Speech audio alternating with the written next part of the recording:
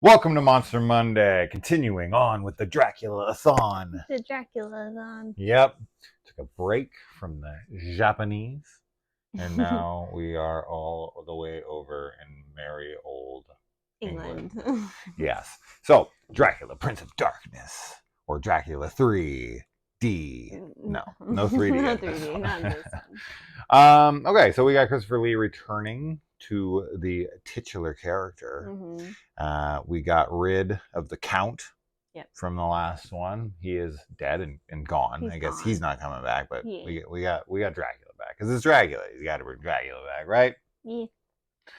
So one thing I will say that I appreciate here is that they do start this with some kind of like Spado vision, or it's like the pictures inside of like part of a spade, and there's like fog on the outside of the frame.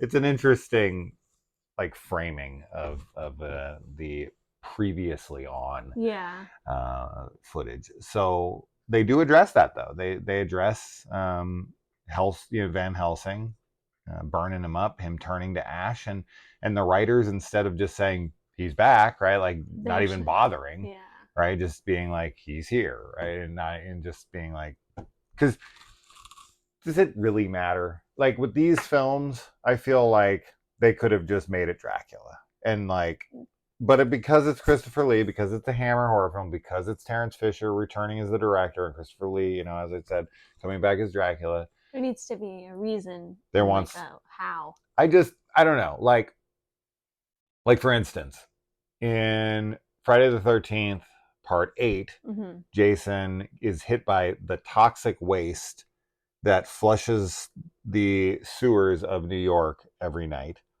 That's not a thing. And when he does that, he's like turned into a little boy, or at least maybe that's the way Rennie sees it. Who knows? But he's disintegrated. He's dust. He's gone. And then in Part 9, Jason Goes to Hell, which not like it's paying all that much attention to the rest of the films. But my point being is they could have done it like that, where Jason's just back. He's just back. Right. And then she sends him to hell, stabs him with the Kandarian dagger from Evil Dead. And no, it literally is. And they send him to hell. Freddy grabs him, pulls him down into hell, and then he's just back in Jason X or Friday the 13th part. Freddy versus Jason, right? Like either whichever one. Even though Jason X came first, they didn't care. No, like 3 films in a row, they were just like, nah, people just want to see dead. Jason. So yeah, he's just alive. So they could have done that, but they decided, because this is a movie right here where you turned him to ash. Yes. There's nothing left of this guy. He literally was like disintegrated. Right? He's disintegrated to ash. That's a hard one to write yourself out of, right? But they took that challenge on, and they were like, you know what? We'll just take our cue from Eli Roth's Hostel 2. We'll do a little hanging upside down bloodbath thing. Yeah. Okay. Hostel 2 wasn't out at this point. No, definitely not. So maybe it was the other way around. I like the explanation. I think it makes sense. Like they make him into like a soup. Yeah. And then he gets reborn. And because it does make sense. Like you would think blood gives him life. You would think that Van Helsing would be wise enough to sweep him up. Yeah. And like pour him out in the ocean. I was gonna ask you if there was any bit of that ash missing. He would have like reformed with like parts missing. Sorry, that's my rice timer. Yeah, no, I don't think so. I think that with that, you only need parts of him. That would be kind of funny in a way, but if parts of your ash were missing, it wouldn't be specifically like a leg. It would be just like random bits of you throughout your body. So you just be like, holy. That's what I was more. Yeah, that's kind of more what I was thinking. I mean, it could be like, it could be like the Terminator, right? Terminator 2, the T-1000. You know, he's missing a part of himself, and he's like not fully the same size. Yeah. Kind of can, so it'd been funny. He maybe he was like a foot shorter, Maybe, and he's like, right? which is funny because he's so tall.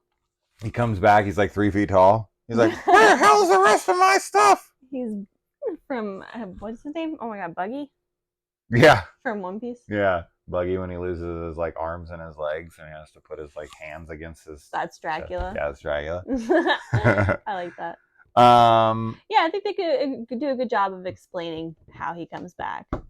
So I have no problems at all with that. No, I don't either. I like that they took it on. I do I like that it was like a complicated endeavor. Like when they sat down to do it, and I think they came up with a good enough reason. They didn't plan it at the ape sit, where they were just like monkeys fixed a spacecraft that was out sunk in a lake, picked it up, got it out of there, figured out like astronaut aeronautics and all that stuff, and like fixed the thing and flew away all in about 5 seconds.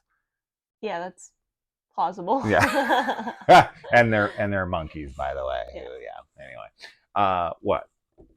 I was gonna ask if you thought that, but I think you're talking. Is that an older film? Planet of the Apes. Which one?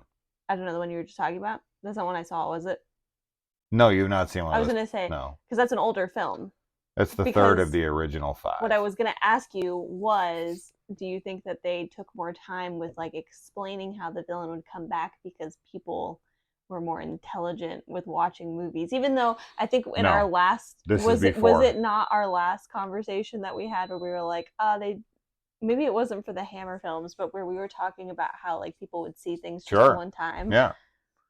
So no, because this is before even the first Planet of the Apes movies. The first Planet of the Apes movie was in 1968. This is in the early 60s.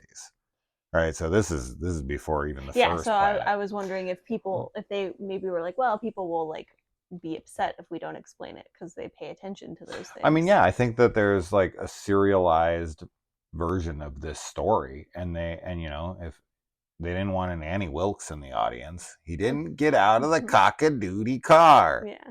He burned up his cock-a-doodie body, right? that's what it would have been. That's what she would have said. So anyway, okay.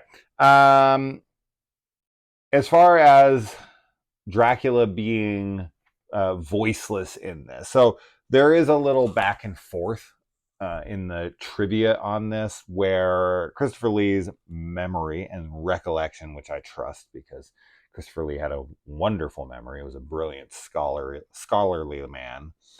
But he had claimed that the writing for his character and the dialogue for his Dracula in this was so bad that he decided to play it voiceless, to not speak at all. And the writer is like, he's misremembering. I always wrote him with no dialogue. And I'm like, you would say that. Yeah, you would. You wouldn't want to be like, Christopher Lee said my writing was bad. Of course not. Yeah. Of course not. You think that's it? You think that Christopher Lee's telling the truth? I do. Yeah, I mean, I totally think that's possible. Yeah. For sure. I think that Dracula, like he works as a charismatic, like verbose character. Yeah. As well as a silent character. Yeah. I think both are pretty effective. I mean, in the first one, he only talks for the first like 10 minutes. Yeah. And he only maybe says 10 lines in the whole film and literally doesn't speak for the last hour. So it's not really unprecedented. Yeah. He's not a man of many words. I think it's fine. I think it works fine. He talks more than Michael Myers. Yeah, he does. In this one, he feels a lot more like an animal. Yeah. There's like some hissing. There's a shriek hiss thing that he does towards the end of this. Or maybe like in the middle-ish. That was pretty scary sounding, actually. I was like, whoa. Dracula? I like to believe that, this is my own headcanon with this, but I like to believe, just off the top of my head, I just thought about it right now.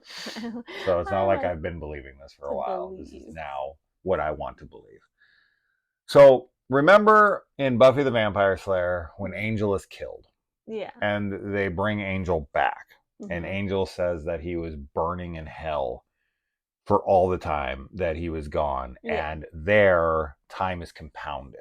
Like he was down there for like 1,000 years. Yeah. Remember? Yeah, And he yeah. comes back and he's like feral and he like Yeah, I can't love remember that. anything. Uh-huh.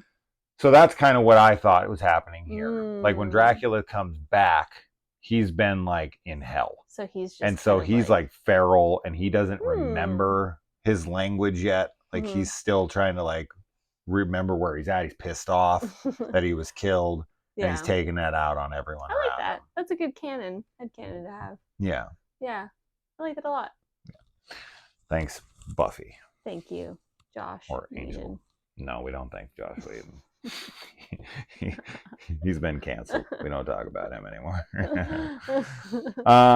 Okay. And so the movie starts with this okay, so I had said in the past, and I still pretty much stick to this. I mean, the end's definitely a little bit more of like a traditional monster movie, but I would say the first like 45 minutes at least is the framework for a slasher movie.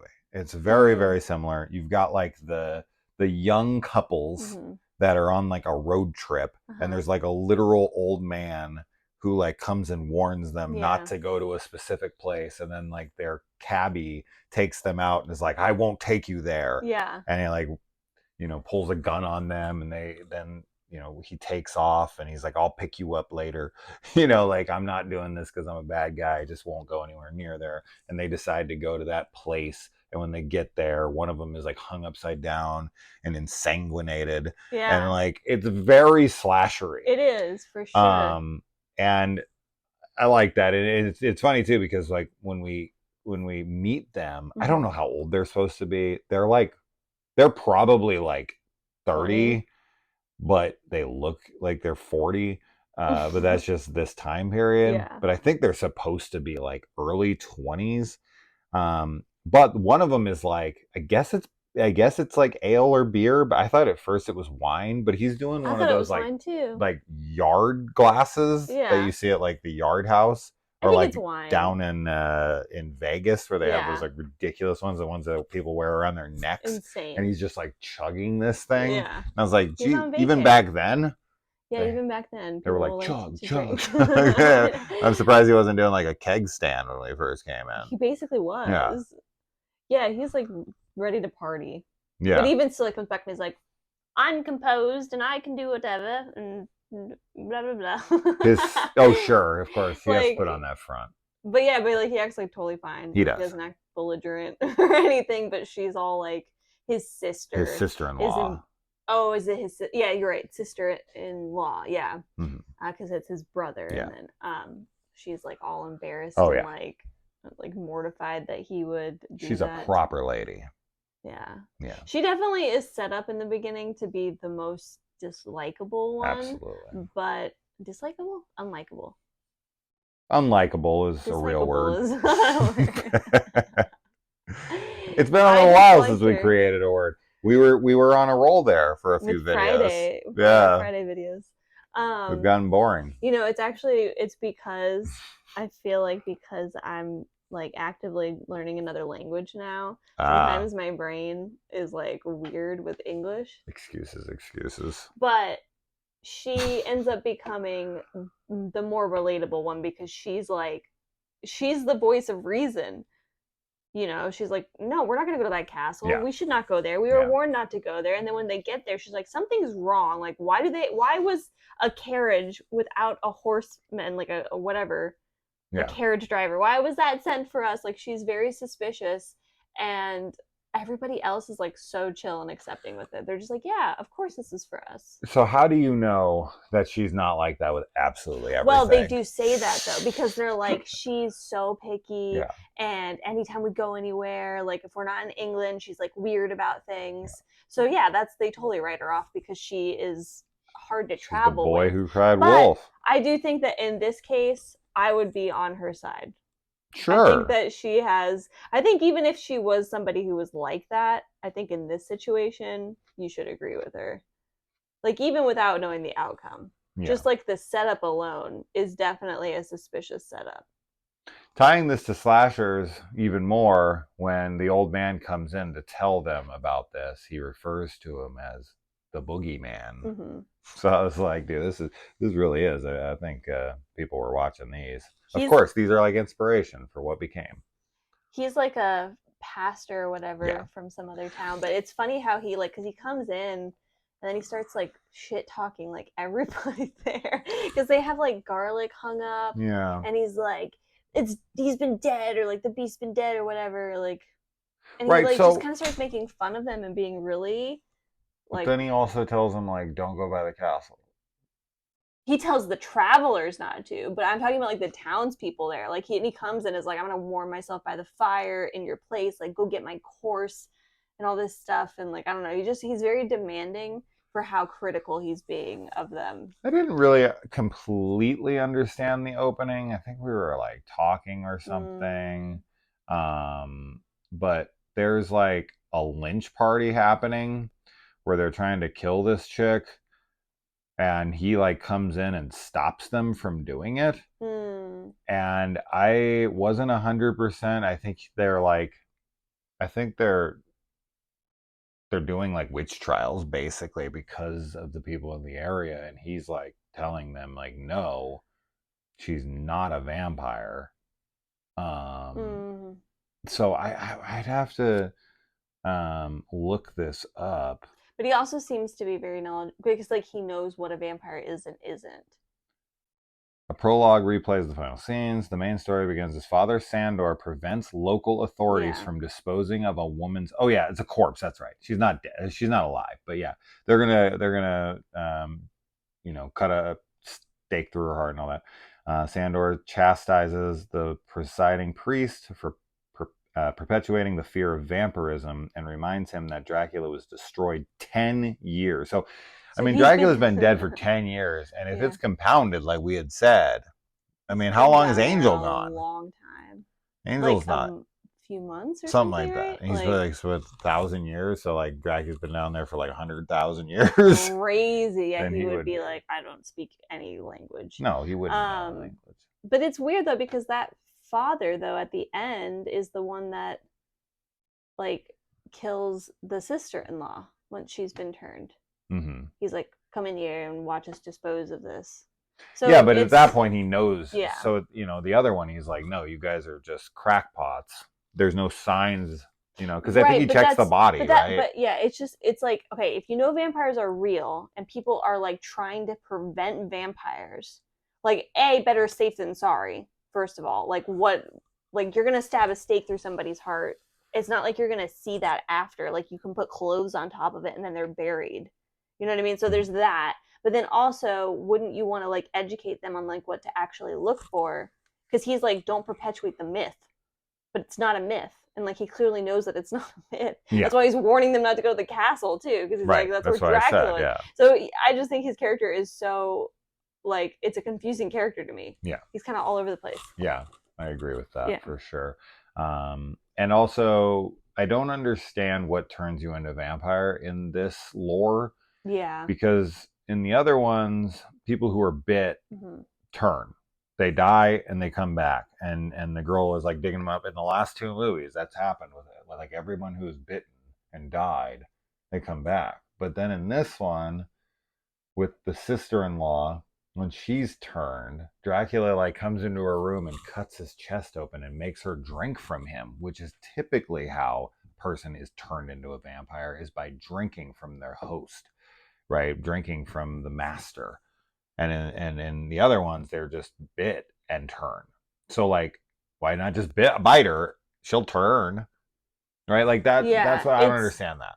Yeah. I think there's not a lot of consistency with like the lore. Yeah.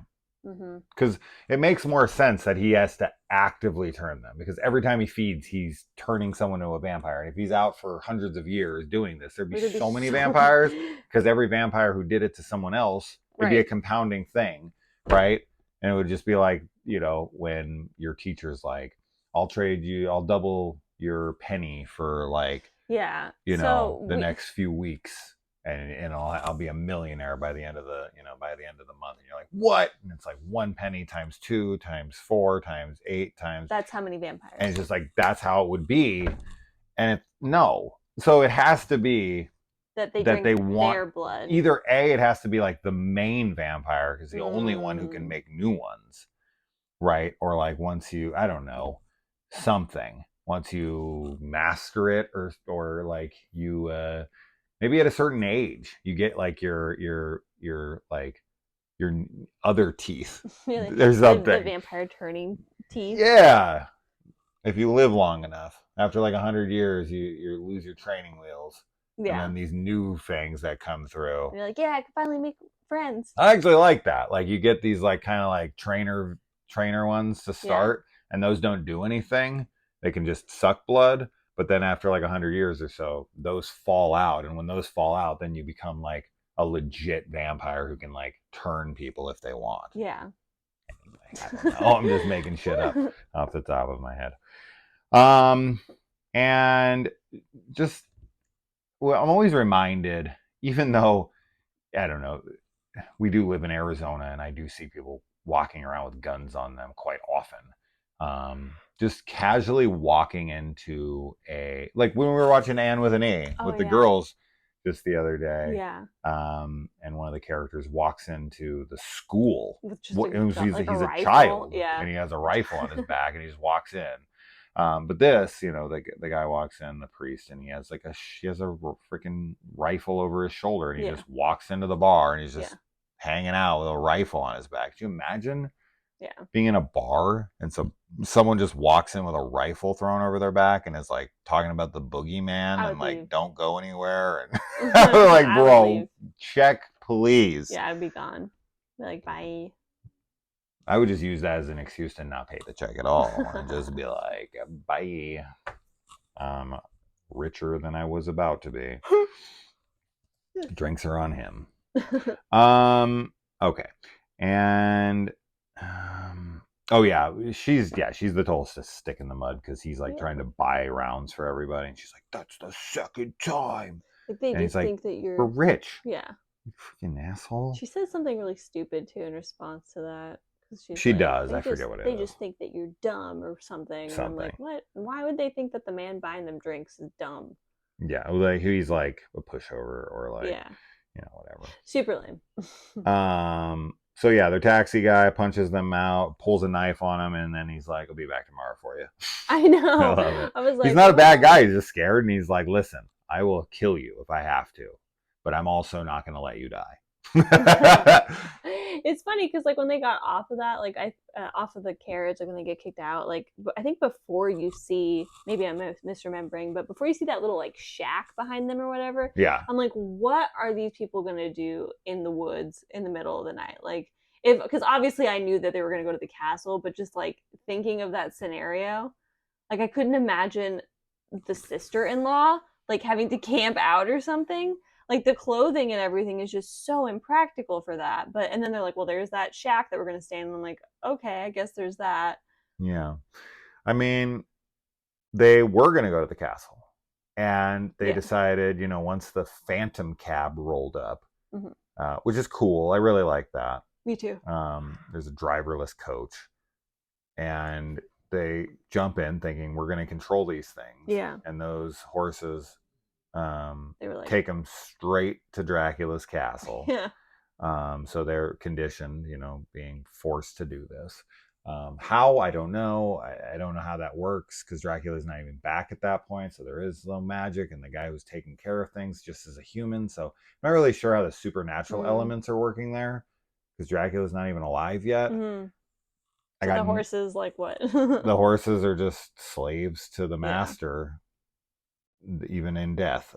I don't know, but they pick him up, they drop him off, and then when they like come in the castle, it's so funny to watch old things like this where people just walk into other people's houses and there's like food in the kitchen or whatever, and they're just like, oh, I'll just treat myself. Like, I know. Nowadays you would not walk into someone's house, right? You would think you were going to get shot, you would think, but like that neighborly thing, especially like these far out places. Oh yeah. Where there's like on the countryside, and like I remember when we didn't watch it, but I remember watching There Will Be Blood, and when they're like surveying the land, and they like walk out, and the guy's like, oh, how are you doing? Like, you're out on our land. And he's like, you need anything? And he's like, yeah, we'll take like bread and honey and glasses, bottles of milk. And the guy's like, okay, I'll go get those for you. And I'm you're like, just like, what? like, you're just gonna go Can you get imagine like just walking onto someone's land now and being like demanding honey and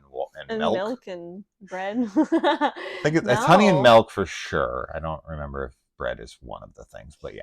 No, I can't imagine that. Yeah, I mean, they just are very presumptuous to walk in. There's no food out on No, yet here, but there yes, isn't, but all of but the like, candles are lit. yeah, all the candles are lit, and they kind of just go in and start kind of making themselves at home. Like, he even goes upstairs and starts like looking around. How long would candles stay lit, unattended, in a castle like that before they like either blew out from a wind or just melted down? I would say know. not very long. Probably not long. So they have to assume Somebody just as soon as you walk in there, you have to assume that there's someone there. Yeah, well, absolutely. It's so because they think it's abandoned. They do. So that's why when they walk in and see the candles and such, I'm like, dude, like someone indication that there's people here. But they're just like, ha. They're like, wow, this is really nice. We're going to hang out. The fact that it is nice should also be evidence to you. Not everything is like torn up or dusty and dirty and it's all like pristine still. Someone's tending to it. Someone's there. And there is. There is. And he comes out and he's creepy and he's like, I'm sorry, I scared the women. I don't know who this guy is. I don't know either. Because he wasn't part of the first movie. He's just like a slave. He's like a Renfield or he's whatever. Supposed to be a Renfield, yeah. That's all. Like, even Dracula, though we get a Renfield in this, like kind of. The guy who's like eating flies. Yeah, it's weird. I don't know. Like, he always has like human servants that are just like there and they're weirdos and they're like, we do anything for our guy Dracula. And he's like, I'll bring you food. And he comes out with like broth, like soup that's literally just liquid. I mean, hey. But I know. Beggars can't be choosers. Yeah, but like at the same time, I'd be like, I'm in this castle and you're just gonna give me like water, like colored, slightly flavored. Spend all the money on the castle. Like, where's my 5-course meal? The horses were dinner and they ran away. Oh no, no, I don't want to eat them. No. Okay. Then you don't have to.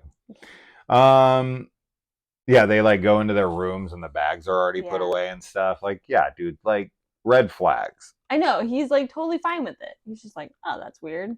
It's like, this place has A+ service. Once again, another situation where the bags miraculously are just like transported. I don't even want to try and but maybe that answers our question from before. Like, it's supernatural. Yeah, like she was like, oh, my bags are here. I guess that you know what I mean? Fine. Yeah. They're filling in that question from before. Like, the bags just appear in the castle. Because of magic. And people back then are like, witchcraft's a thing. They're like, I don't have to carry my luggage, so I don't care. We burn people for it all the time. And yeah, they just decide to stay after all the weirdness. Mm-hmm. They're just like, screw it. We got nowhere else to go. It's scary outside too, because your taxi driver's pulling freaking knives on you. Phantom horse cabs are pulling up. Yeah, old men are coming into bars with freaking rifles on their back, talking about the boogeyman. Yeah, it's a scary area. It is a scary. They're getting like a nice lit up castle with comfy beds and broth soup. Yeah, this is the best place they've been in the whole day. Yeah. So I don't blame them. They're like, I feel the most comfortable here. Just gonna rest. They're gonna rest permanently. Yes. Yeah, so the insanguination, like bleeding, bloodletting over the ashes scene, that's pretty hardcore for this time period. Yeah, like hanging a guy upside, knocking him out, strapping his legs, hoisting him up, and literally like bleeding him out, cutting his throat and bleeding him out over ashes. That's hardcore for this era. I thought so too. I liked it. I really liked that whole like sequence, honestly. For 1966. Cool. Yeah. I was into it. He's got like paint blood, but I like that blood. Mm-hmm. Yeah. Dracula comes back naked.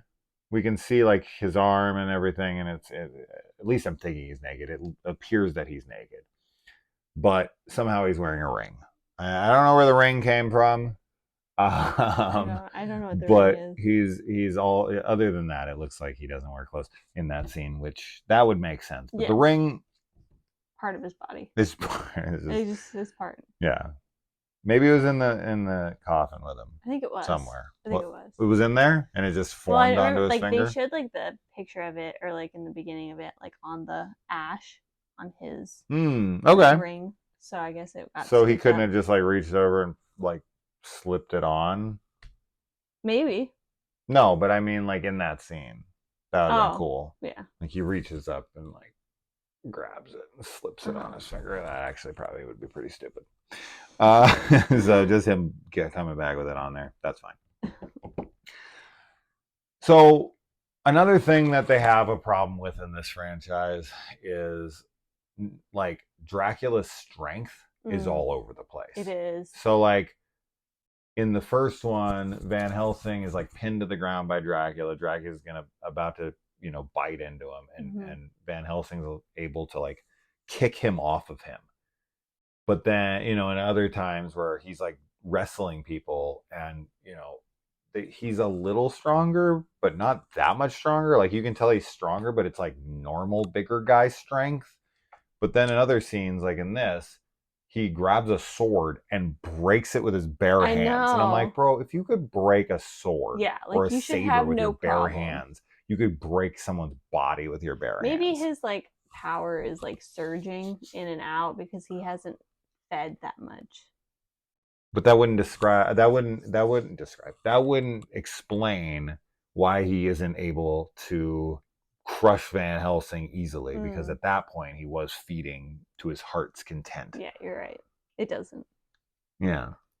So sorry. Nope. And plus he's more feral here than he is in the other one. So he should be like, this should be where his strength is almost like he's almost not in control of it. It's one of those things where it's like Superman learning his powers, and he's like, he's got to know his limits. Yeah. And when he comes back, he's just like ripping people apart. He's like, oh, I meant to give him a hug. Oh. Yeah. So just a hug. Just a hug. And Dracula's totally out during the day in this. They do day for night shooting pretty hardcore. Yeah, no, it's straight up day in that scene. But then later he's like, also, I guess the sun has went down enough. It's still light outside, but at the very end, he's like out wrestling around. Daylight, but it's supposed to be nighttime. Yeah. Or like the sun just went down. The sun just went over the horizon. Yeah. But it's still light out. So he could be out. He just can't be in the sunlight. Right. So if the sun is over the horizon and it's like twilight, he can be out. Yeah. That's fine. Yeah. I'm good with that. Yeah. I think, as long as the sun's not beaming over. Yeah, okay. I'll take that explanation, because I don't know where the sun is. If I saw the sun in the sky and I saw him out, I'd call bullshit. He's got like a direct shadow under him. Yeah. From the sun being like above. We get a scene in here that is straight out of Salem's Lot. So I don't know if that's inspiration. It was cool though. For King or not. We grew up on these, I'm sure. So there you go. Once again, Terrence Fisher and the cast and crew are led to be believed that the heart on a woman is under her breast. I don't know why they think it's like all the way down here. I think they just can't. They're like, this is too provocative. Yeah. No way, dude. Putting a freaking, I don't know, like up here. What does it matter? What is it? I don't know, because it's like the upper boob. What? I don't know. I'm just making an excuse as to why they would do it. Because I don't know why you would do it underneath it. You could go like up. You could go up like this. So if they're up, but why bother? Why just go through? Just go like down. Not like the boob is like made of metal or something. Yeah. No, I know. I think that like it doesn't make sense. She's got them titanium breast implants. Got to go under them. No. Yeah. No. They do it in every one of these movies though. Yeah, it's always under the boob. So far. I'm like, that is not under the boob and slightly in the middle. Yeah, it's weird. It's really weird. Watch Pulp Fiction, where they draw the dot on Neil Wallace. That's where it is. In case you didn't know where heart was. Yeah, just in case. You never know. You never know. And I have no idea how the hell when Dracula is like racing back to his house with that dude's bride, they're able to beat them there on their horses. I don't guess they take like either. I think shortcut. I'm okay with that because they're on solo horses and they would be able to be a little bit more nimble and go through the forest, and Dracula's carriage would have to go on the beaten path. It would have to stay on a road, and they could just cut through like the forest. I think they probably even say that. I might have missed the line, but I remember like they get there before him, and I'm like, what?